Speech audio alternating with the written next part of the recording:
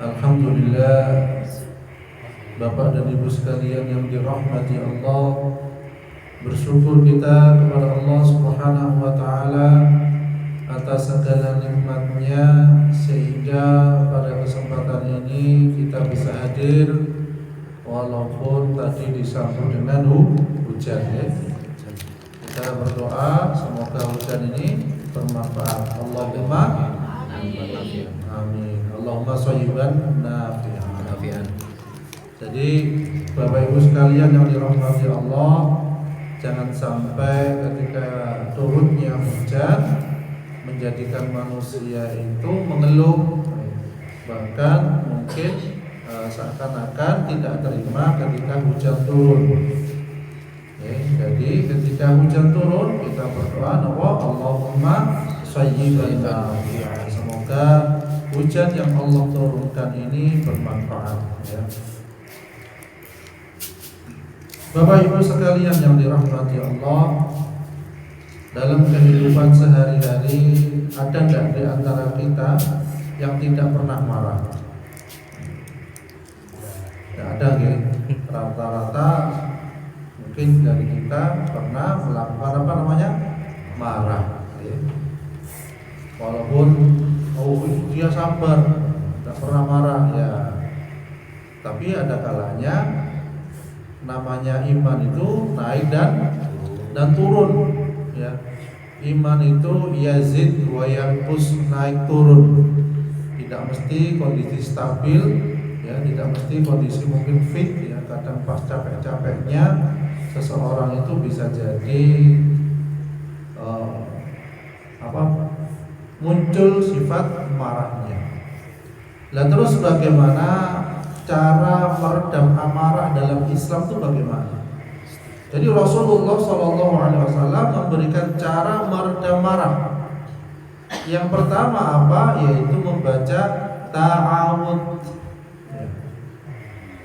Jadi salah satu cara yang paling mudah dalam mengendalikan amarah adalah membaca ta'awudz. Jadi ta'awudz niki merupakan kalimat yang berguna untuk meminta perlindungan dari godaan setan yang terkutuk. Ya, bagaimana bacaannya Bu? Pripun? A'udzu billahi minasyaitonir rajim. Dalam kalimat yang lain, a'udzu billahi samii'il 'aliim minasyaitonir rajim. Aku berlindung dari godaan setan yang terkutuk. Ya, sampun hafal sedaya iki artinya iki. Aku berlindung dari godaan setan yang terkutuk. Rasulullah sallallahu alaihi wasallam bersabda dalam hadisnya yang artinya, jika seseorang yang marah mengucapkan a'udzu billahi minasyaitonir rajim ya. A'udzu billah di sini disampaikan ya. Aku berlindung kepada Allah Subhanahu wa taala, niscaya akan reda kemarahannya. Ya. Masalahnya saat ini ketika marah kadang lali ya, kata ta'awudz ya. Lali karena marahnya sudah meluap. Oleh karena itu ini cara agar amarah kita bisa tertahan. Kemudian yang kedua adalah cara meredam amarah itu dengan bagaimana? Mengambil air wudu. Jadi wudu ini merupakan cara mensucikan anggota tubuh kita dengan menggunakan air mengalir. Jadi selain membersihkan hadas dan najis di dalam tubuh, berwudu bisa membuat pikiran dan hati menjadi tenang. Jika sudah tenang, maka bisa dipastikan insya Allah perasaan amarah yang dirasakan itu akan reda. Sebagaimana dijelaskan oleh Rasulullah SAW, sesungguhnya marah itu dari setan dan terbuat dari api, dan api hanya bisa dipadamkan oleh air. Oleh karena itu, apabila seseorang di antara kamu marah, maka berwudulah. Ini hadis riwayat Abu Dawud. Jadi dianjurkan berwudu ketika marah. Lo yang terbaik bagaimana? tidak usah kita marah. Seringnya kita berwudu. Kalau memang berwudu itu bisa meredam amarah, berarti kita dianjurkan sering berwudu. Tidak usah kita marah. Baru marah baru wudu, marah wudu lah, kedisian marah ya, Bu. Agar tidak kedisian amarah, kita selalu usahakan berwudu. Wah, saya sering kejeding. Alhamdulillah Allah memberikan ketika seorang sering ke belakang, itu berarti punya kesempatan sering berwudu. Jadi segala penyakit yang diterima oleh kita, ya, kalau kita gunakan dengan baik, insya Allah merupakan potensi pahala. Sering berwudu, sering ke belakang, nah itu berarti kan sering mensucikan diri artinya. Insya Allah dapat pahala. Jadi enak urusannya umat Islam itu. Masjidnya jauh datang ke sini pahalanya banyak, rumahnya jauh datang ke masjidnya jauh, pahalanya ditambah oleh Allah. Ditambahi banyak. Jadi masya Allah. Kemudian yang ketiga adalah cara meredam amarah itu diam. Lisannya dikunci. Sedia gembok berarti ya. Jadi sebab saat sedang marah, manusia seringkali mengeluarkan kata-kata kotor, kata-kata buruk, dan kata-kata itu tidak diridhoi oleh Allah Subhanahu wa taala. Ya. Mulai dari kalimat melaknat, mencaci maki, bahkan kata-kata kufur, ya, hingga kalimat cerai mungkin ya yang tanpa sadar lah itu. Kalau lisan tidak diam, dia keperucut. Karena setan ngipas-ngipasi agar amarahnya semakin memuncak. Ya. Dalam hadis disampaikan, jika salah seorang di antara kalian marah, diamlah. Ini hadis itu saja. Ya. Jika salah seorang di antara kalian marah, diamlah. Mendingan diam. Ya. Karena dari kisah itu ada seorang yang dimarah-marahi ya. Di Rasulullah dulu bersama sahabat, kemudian ada yang marah-marah. Ya. Diam sahabat itu, marah kedua kali diam. Ketiga kali dibalas. Akhirnya Rasulullah pergi dari tempat duduk itu. Ya. Kemudian sahabat kaget, kenapa pergi ya Rasulullah, ditanyakan. Ketika engkau tadi dimarahi oleh seseorang itu 1 kali, 2 kali, 3 kali, insya Allah ya, itu malaikat sudah membalas olok-olokan dia, dan saya duduk bersamamu karena kamu bisa menahan, intinya kita dan bersama malaikat. Tetapi ketika kamu balas omongan orang tadi itu, malaikat pergi dan yang duduk setan bersamamu, dan saya pergi daripada duduk bersama setan. Jadi ketika seseorang ada yang marahi, ketika ada seorang yang olok-olok, itu sebenarnya sudah dibalas kalian cinta malaikat, saking boten ketok. Terus benar dimarahi malaikat yang balas tadi.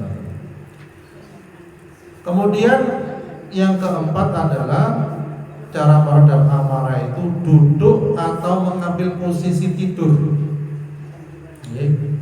Jadi duduk atau mengambil posisi tidur.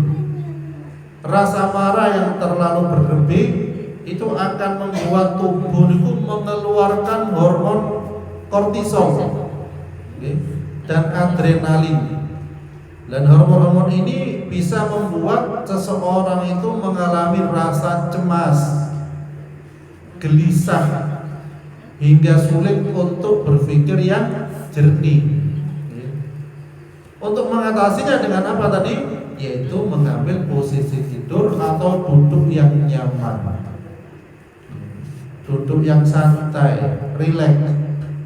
Ya. Jadi posisi ini akan menjadikan tubuh itu merasa rileks dan mengeluarkan kadar hormon yang ada di dalamnya. Jadi niki saged diterapkan beberapa menit agar amarah bisa reda.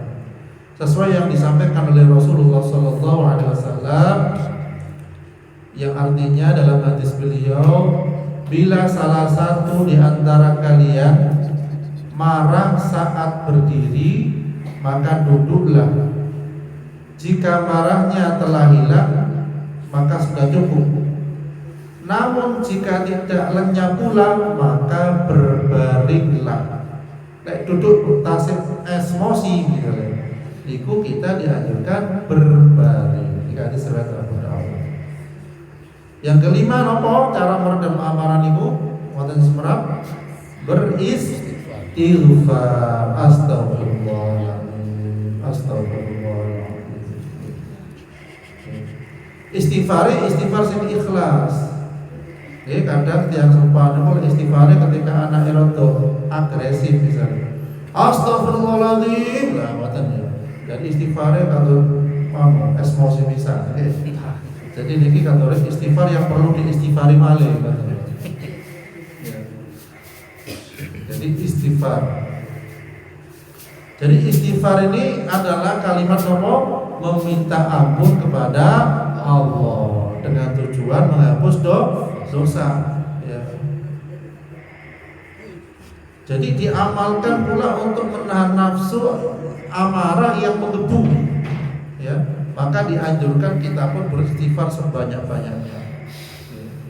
Nah, tapi pun tadi marah istighfar sing kata supados marah niku mboten muncul cepet reda.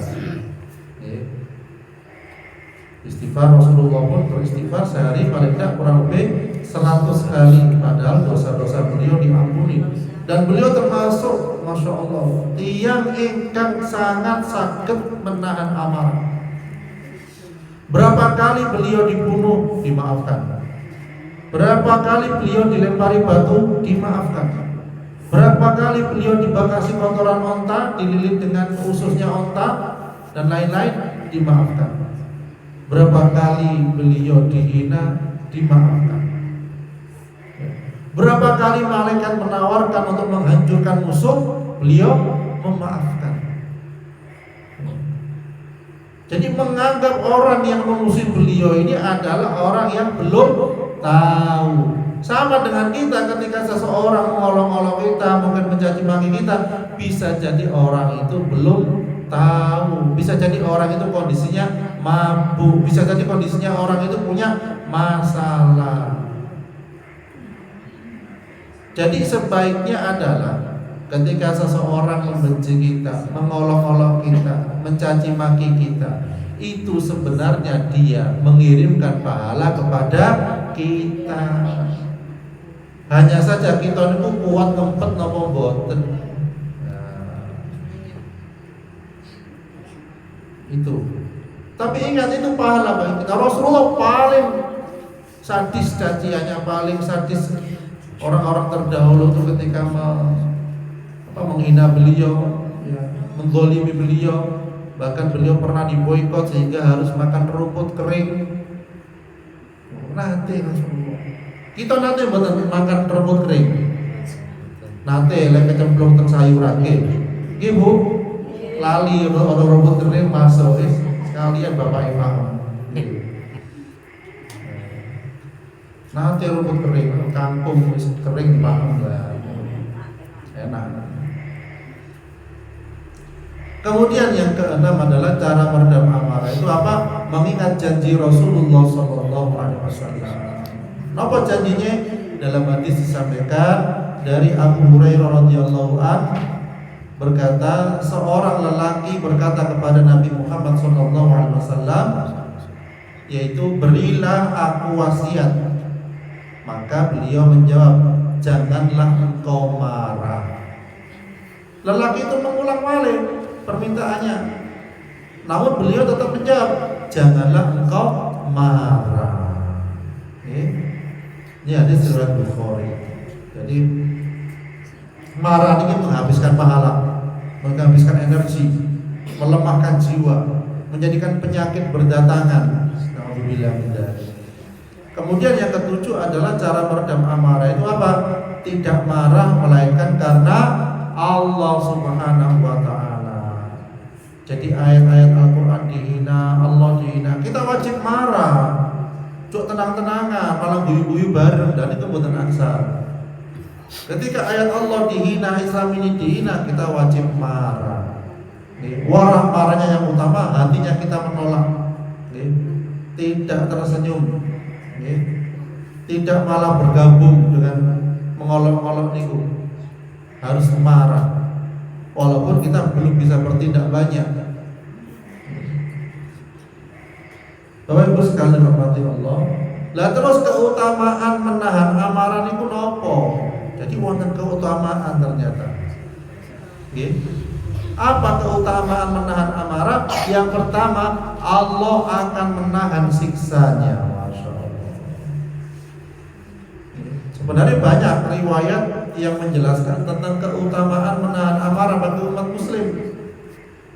Segala yang diajarkan oleh Rasulullah SAW seperti menahan amarah tentunya disukai oleh Allah Subhanahu wa Ta'ala. Hal ini diperkuat dengan hadis Rasulullah yang artinya siapa saja yang menahan kemarahannya, niscaya Allah menahan siksanya daripadanya. Dan siapa saja yang mengemukakan alasan kepada Rabbnya, niscaya Allah menerima alasannya. Dan siapa saja yang menyimpan lidahnya, niscaya Allah menutupi auratnya, segala sesuatu yang dianggap malu. Masya Allah. Jadi yang menahan amarahnya Allah tahan siksanya, yang menahan lisannya pun juga Allah menutupi auratnya. Berarti kebalikannya, saya mengubar-ubar, ya sudah balasan dari Allah Subhanahu wa Ta'ala. Yang mengubar amarahnya, mengubar lisannya, dikit-dikit jelekin, wonten yang ngoten ya. Wonten. Kathah, Pak. Masyaallah. Nggih. Ada yang kata aku lek ngamu plong rasane. Lah niku setan niku. Ngeplong ini. Lek tak luwakno kemarahan kula rasane plong. Hati-hati. Niku campur tangan setan. Nggih plong ilang sak pahalae.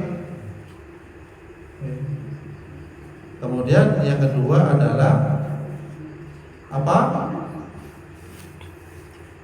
Terlindung dari api neraka. Jadi keutamaan menahan amarah itu terlindung dari api neraka. Rasulullah SAW mengajarkan berbagai cara kepada seseorang yang sedang amarah agar bisa tenang. Beliau juga memuji seorang muslim yang mampu menahan amarahnya sehingga tidak melakukan keburukan. Telah disebutkan bahwa orang yang sembuh dari amarahnya tidak akan pernah masuk neraka jahanam. Jadi orang yang bisa menahan amarahnya tidak akan masuk neraka jahanam. Dari sabda Rasulullah disampaikan, sesungguhnya neraka jahanam mempunyai pintu yang tidak memasukinya kecuali orang yang sembuh kemarahannya dengan perbuatan maksiat kepada Allah Subhanahu wa Ta'ala. Ya. Jadi lek sing ngamukan itu manggone neraka jahanam. Kemudian yang ketiga itu mendapatkan pahala. Ya. Jadi amarah itu merupakan ujian dari Allah Subhanahu wa Ta'ala seberapa jauh hamba itu bisa menahan untuk mendapatkan pahalanya. Ya, disampaikan tidaklah seorang hamba meneguk tegukan yang lebih besar pahalanya daripada seteguk kemarahan yang ditahannya karena mengharapkan keridhaan Allah Subhanahu wa Ta'ala. Hadis riwayat Ibnu Majah. Kemudian yang selanjutnya, yang terakhir, yang keempat adalah ya, hikmah menahan marah itu mendapatkan ridha Allah Subhanahu wa Ta'ala. Ya. Jadi mendapatkan itu. Jika seorang menahan sedikit amarah yang dirasakan, niscaya Allah akan memenuhi kalbunya dengan keridhaan. Jadi Rasulullah pun juga mengajarkan agar selalu menghindari perbuatan kufur untuk kebaikan diri sendiri, dan harus dipupuk rasa syukur agar bisa menahan diri dari kekufuran. Syukurnya diperbanyak. Alhamdulillah masih bisa itu. Alhamdulillah ada air minum. Alhamdulillah masih bisa jalan karena banyak saudara kita yang gak jalan. Alhamdulillah masih diberikan bisa bernafas. Alhamdulillah masih bisa kumpul keluarga karena di Palestina sana sudah bingung harus kemana mereka, keluarga terbunuh, kadang anak kecil-kecil sudah sendirian kehilangan orang tuanya. Kita harus bersyukur dengan seperti itu ketika kita bisa bercengkerama dengan anak-anak kita, bercengkerama dengan cucu-cucu kita. Ya. Karena itu nikmat dari Allah Subhanahu wa taala. Khawatir ketika seorang hamba enggak bersyukur kepada Allah, khawatir dicabut kenikmatan-kenikmatan itu. Nauzubillah min dzalik. Kemudian dalam hadisnya juga disampaikan, niscaya Allah memenuhi kalbunya dengan rasa aman dan keimanan. Bagi siapa? Bagi yang menahan amarahnya. Jadi Bapak Ibu insya Allah sanggup ya menahan amarah ya. Banyak istighfar. Apa mau? Jangan diulang kembali usia nih. Ya. Maka yang pertama sampun tarjim ya. Mungkin kita sakit bisa menahan amarah, mendapatkan pahala surganya Allah Subhanahu wa taala. Doa